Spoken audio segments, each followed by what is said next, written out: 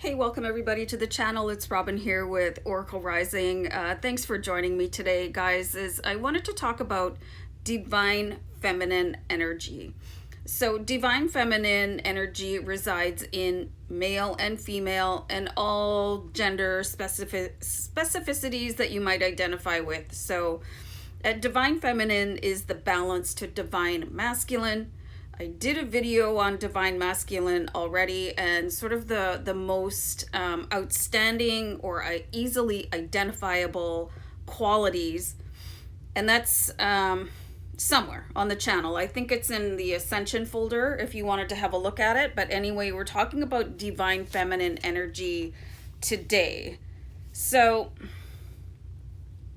I'm going to start with an example of divine femininity just to sort of kick it off and put an image in your mind. So there's been a lot of Black Lives Matters. I found that hard to say. Black Lives Matter protests going on, and the backlash from certain forces has been absolutely repellent. There was one particular protest that was happening in Portland, Oregon on July 20th, 2020. Okay, so when the protesters were in place, and then I believe it was probably police or SWAT or something equally ridiculously too strongly in force for a protest, because everybody has the right to protest. But anyway, there was a wall of women, I think they were calling it the wall of moms, that came up in between the protesters on one side and then the, let's just say the forces on the other side. And then right in the middle, in front of the protesters, this wall of women came in and they linked their arms and they stood face to face against the law enforcement, and they were like, not today, and they didn't have any weapons, they didn't have anything except their divine feminine courage. And there is video on that, you guys, if you want to go and have a look at it after the show. So I found that absolutely amazing and just one of the most perfect examples of divine feminine energy.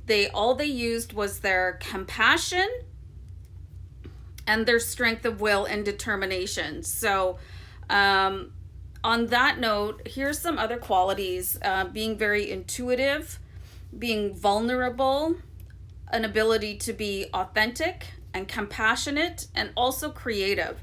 So what has been happening here is we've seen women being incredibly limited, just having to fight for the vote and having to fight for the right to be able to work, being marginalized at every possible turn. And, things are bad enough where I live in North America. I grew up in my dad was a chauvinist. And then, being in workplaces where I was just sexually harassed just for showing up and being a female. So women have had to fight this battle. And if you're marginalized in any way because of your appearance, you'll know exactly what I'm talking about. It doesn't really necessarily apply to being a woman. If you're like a trans, or if you're homosexual or something like that, what it's like to be marginalized simply the way you look. It's not just all about gender, but divine femininity could really help you up your game a little bit. So even still, women are still not earning equal pay for the same job that a man is doing. And I'm just absolutely appalled by that. Like, why should I make less money, than a man? I don't get it. Like, it's stuff like that. It's this, and you have to keep on fighting for it and being ridiculed in the workplace. Oh, don't cry, and just, wow. That stuff fires me right up. But there's also that double-edged sword. You know, you have to be really careful because you want to keep your job, but anyway, it's a whole dichotomy that really leads up to this point that I have here, that the divine feminine has been in a position of servitude and obsequiousness to the 3D matrix masculine energy. You know, women were property in North America. I didn't look up the dates, but, you know, they were considered property, and it was okay for the husband to beat the wife or force themselves on them in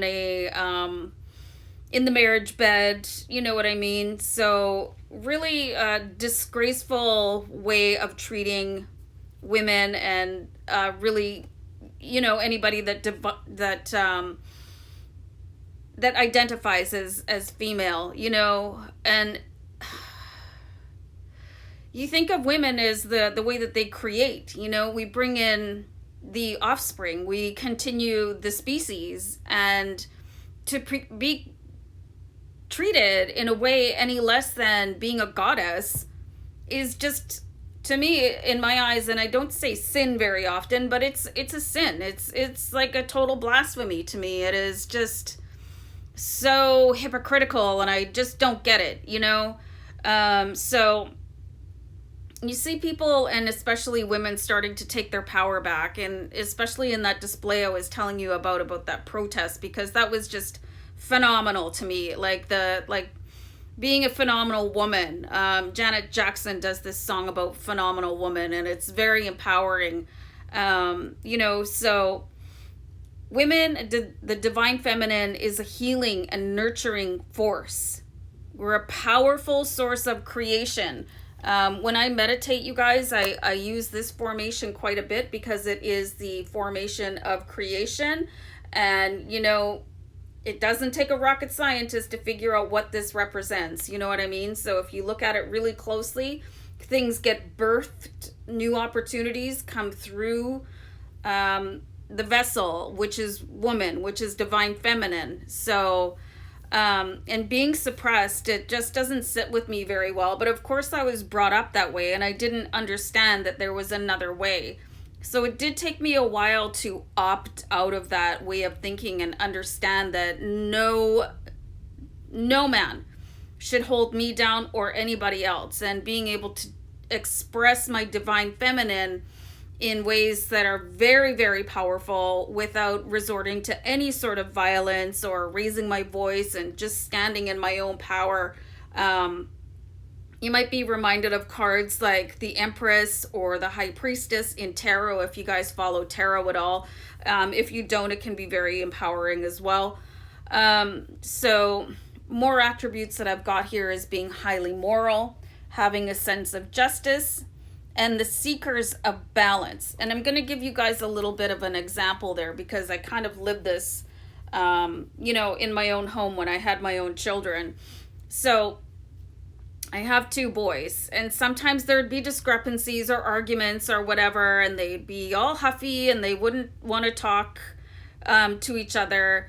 And it was really funny. I realized that men are incredibly emotional. That's where I got really in touch with a different side of masculinity, because I saw, wow, okay, you guys are really emotional and sensitive creatures, and I didn't get any example of that growing up, so it was very eye-opening for me.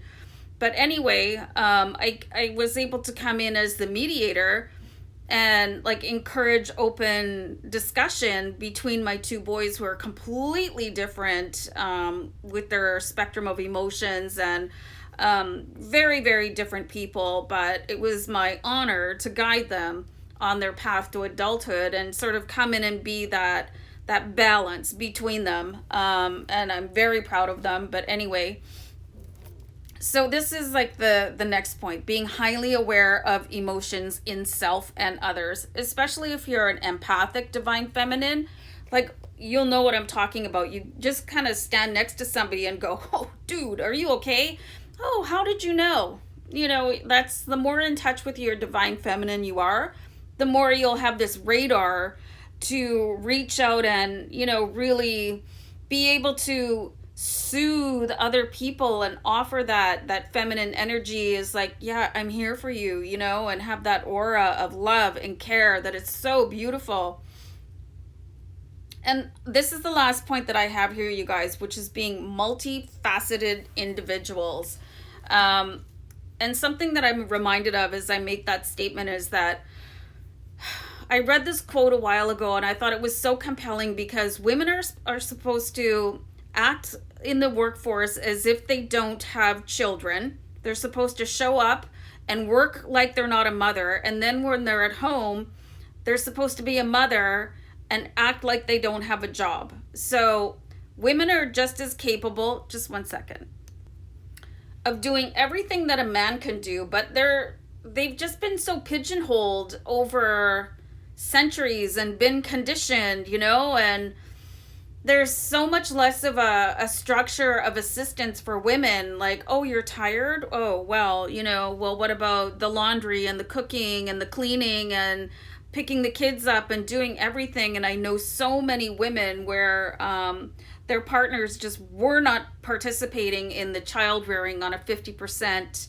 basis like I really thought that they should be doing, but that's none of my business. But a divine feminine wouldn't accept that. Just say, hey, I need you over here. I'm not going to run myself ragged with this family while you get to surf the couch and watch, like, be an armchair quarterback, you know what I mean? Or go out drinking with the boys or whatever.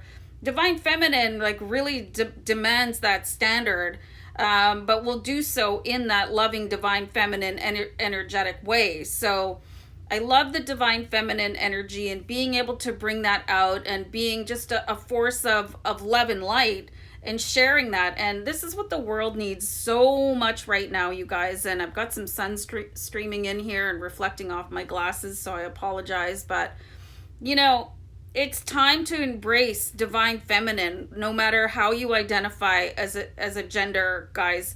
And just really bring your love and light and your blessings and that sense of equality. And really, I just urge you to go look at that video footage of that wall of moms, because that just, like, this is how things should be resolved. We shouldn't be using violence or weapons or, ugly words. We should be able to just stand in our power and say, I'm not going to accept that. And then the other side should go, okay, well, let's have a negotiation.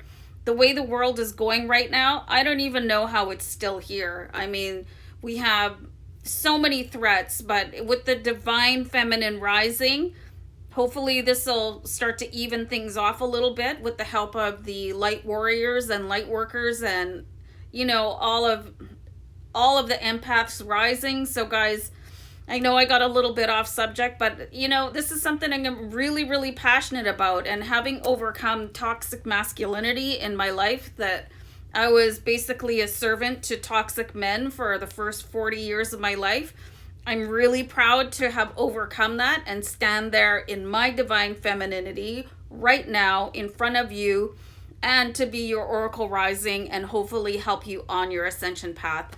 And with that, namaste, guys. Love and light. Many blessings. Bye for now.